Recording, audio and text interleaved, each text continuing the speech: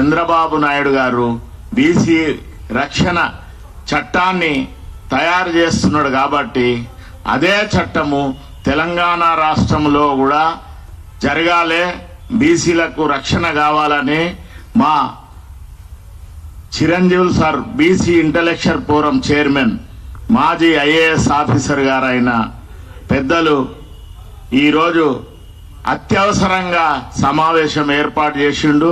దానికి మా BC political front chairman అయిన నన్ను, మా కన్వీనర్లను మరియు బీసీ ఇంటలెక్చువల్ ఫోరం కార్యవర్గాన్ని అందరినీ ఈ సమావేశానికి ఆహ్వానించిండు.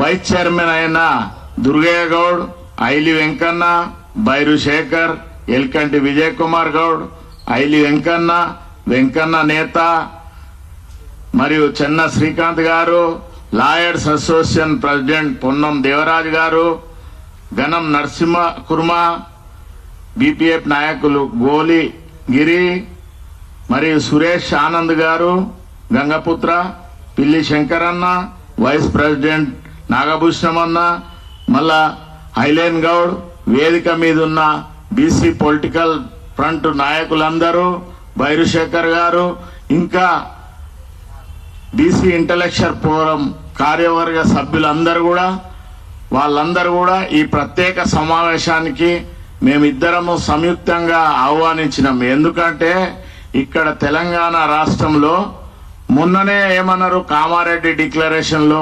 42% రిజర్వేషన్ అన్ని చట్టసభలల్లో, గ్రామ పంచాయతీలో, ఎంపీటీసీ జెడ్పీటీసీలా ఇవన్నిట్లా ఇచ్చినాకనే మేము ఎలక్షన్ జరుపుతామన్నారు. అది చేయకుండా మాకు 17% పరిమితం చేసి కోర్టు ద్వారా జీవోల ద్వారా అక్కడ గవర్నర్ గారి దగ్గర పెండింగ్, రాష్ట్రపతి దగ్గర పెండింగ్, ఈ విధంగా చేసి వివక్షకు గురి చేసి 17%తోనే ఎలక్షన్ జరిపించి ఏం చేసిర్రు, ఈ హైదరాబాద్ నుంచి అగ్రవర్ణాల వారు మూటలు తీసుకొని పోయి సర్పంచ్ పదవులకు వేలం పాట పెట్టారు. వేలం పాటలు పెట్టి లాక్కున్నా కూడా మా బడుగు బలహీన వర్గాలందరూ కూడా ఐకమత్యమై మా బీసీ సోదరులు ఎక్కడ నిలబడ్డా ఓటేసి 52% గ్రామ పంచాయతీలో గెలిచి మా సత్తా ఏందో అగ్రవర్ణాలకు ఈ గ్రామ పంచాయతీ ఎలక్షన్లో చూపించినాం. ముందు ఎంపీటీసీ జెడ్పీటీసీ 117 మున్సిపాలిటీలు కూడా మా బీసీ సోదరులే కైవసం చేసుకుంటారు.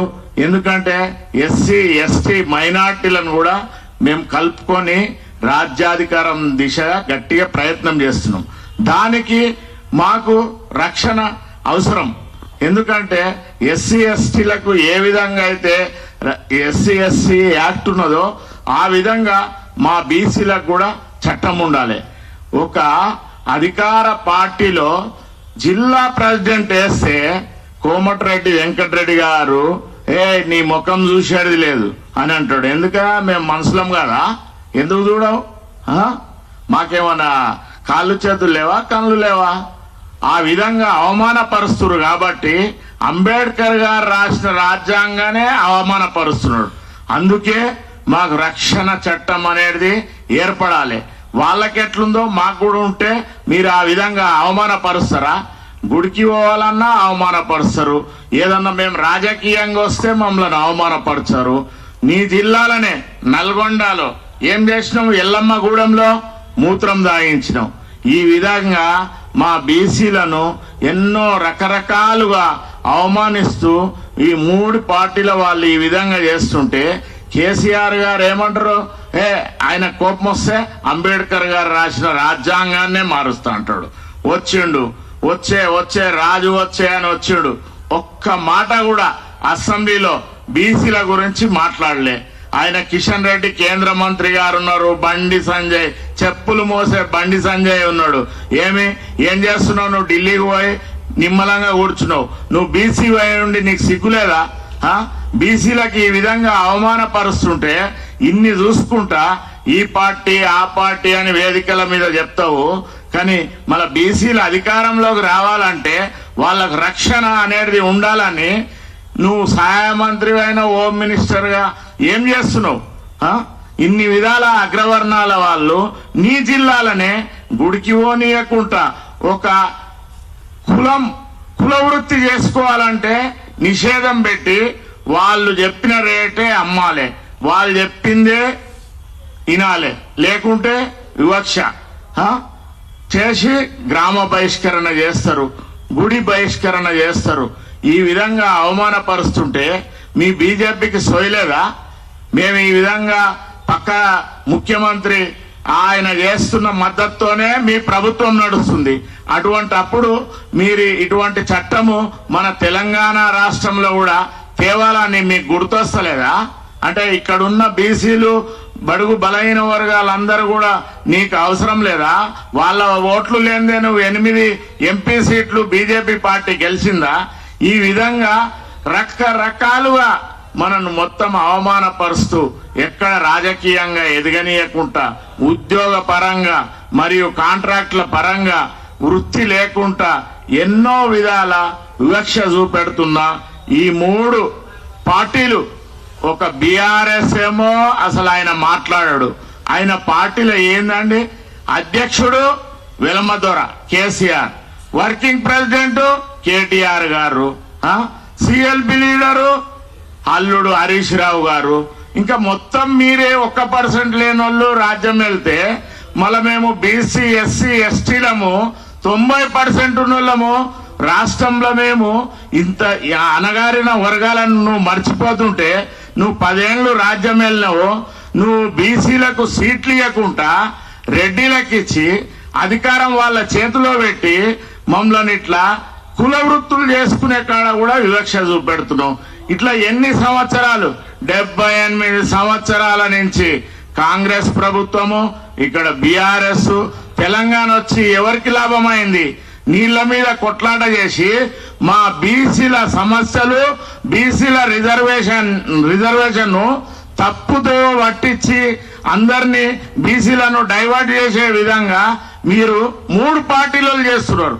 కాంగ్రెస్ ప్రభుత్వమేమో మేనిఫెస్టోలో పెట్టి, కామారెడ్డి డిక్లరేషన్ లో చెప్పి, భారత్ జోడో యాత్రలో కాంగ్రెస్ పార్లమెంట్ ఫ్లోర్ లీడరు ఒక్కరోజు కూడా పార్లమెంట్ లో చర్చనే జరగనీయలేదు. ఇక్కడున్న మన తెలంగాణ ముఖ్యమంత్రి గారు అఖిల పక్షాన్ని, ఆల్ పార్టీని ఏ రోజు ఏ ప్రజా సంఘాలను ఏ రోజు కూడా ఆహ్వానించలే. ఎక్కడ చర్చ దిశగా ప్రధానమంత్రి దగ్గర తీసుకెళ్లే ఆలోచన కూడా చేయలేదు. అట్లా అన్ని రకాలుగా బీసీలను అవమానపరుస్తున్నందుకు ఆ పక్కకున్న ముఖ్యమంత్రి గారు మీ గురువే కదా, సహచరుడు అంటావు, గురువు అంటావు. ఆయన చేస్తున్న దాన్ని నువ్వు ఎంబడే ఇంప్లిమెంట్ చేయాలని మా సంఘాల నాయకులు, మా పెద్దలు, చిరంజీవి గారు, మేమంతా BC political front, BC intellectual forum ఈ వేదిక ద్వారా మేము డిమాండ్ చేస్తున్నాం. ఎందుకంటే రక్షణ ఉంటేనే రేపు జరగబోయే ఎంపీటీసీ, జడ్పీటీసీలో మరియు మున్సిపాలిటీల్లో మేము చట్టం పరంగా అంబేద్కర్ రాసిన రాజ్యాంగం, మీ దగ్గరనేమో 1000 కోట్లు ఉన్నాయి, కాంట్రాక్టర్లు ఉన్నాయి, పేపర్లు ఉన్నాయి, టీవీలు ఉన్నాయి, ఉన్నాయన్నీ మీ దగ్గర ఉన్నాయి. మా న్యూస్ సచ్చినా రాయారు, బతికినా రాయారు. మా గురించి పట్టించుకునే నాదుడే లేదు. తెలంగాణ వచ్చే వరకేమో తెలంగాణ రాష్ట్రం ఏర్పడాలి అన్నారు. ఇక్కడున్న ప్రతి ఒక్క కాంట్రాక్టు, ప్రతి ఒక్కటి, అన్ని వ్యాపారాలు, రియల్ ఎస్టేట్ మొత్తం ఆంధ్రోళ్ళ చేతిలోనే ఉన్నాయి. ఏ విభాగమైనా కూడా అవన్నీ మా సీనియర్, మా పెద్ద ఆయన చెప్తాడు, చిరంజీవి సారు. ఎందుకంటే మాకు బీసీలకు రక్షణ అనేదే కరువు అయింది. ఈ 42% ఈ బీసీ రక్షణ దాని గురించే ప్రధానమైన డిమాండ్. కాబట్టి ఇది సాధించే దిశగా మేమందరం కూడా బీసీ నాయకులము. తెలంగాణ రాష్ట్రంలో 10 జిల్లాలలో మేము ఇదే విధంగా మేము ప్రెస్ పెడతాము, మీడియా ద్వారా అందరిని చైతన్యం చేస్తాము. జరగబోయే క్యాండిడేట్లు ఎక్కడ నిలబడ్డా కూడా బీసీలకే ఓటేయాలని ఈ వేదిక ద్వారా మేమందరము మా బీసీ ప్రజలను కోరుతున్నాం. ఎందుకంటే మొన్న చేసింది పునాది పడ్డది. దాన్ని మన బీసీ సోదరులందరూ కూడా రక్షించాలని ఈ సమావేశానికి వచ్చిన మా బీసీ ఈ ఇంటలెక్చువల్ ఫోరం, బీసీ పొలిటికల్ కార్యవర్గానికి, మీడియా సోదరులందరికీ కూడా హృదయపూర్వక నమస్కారం.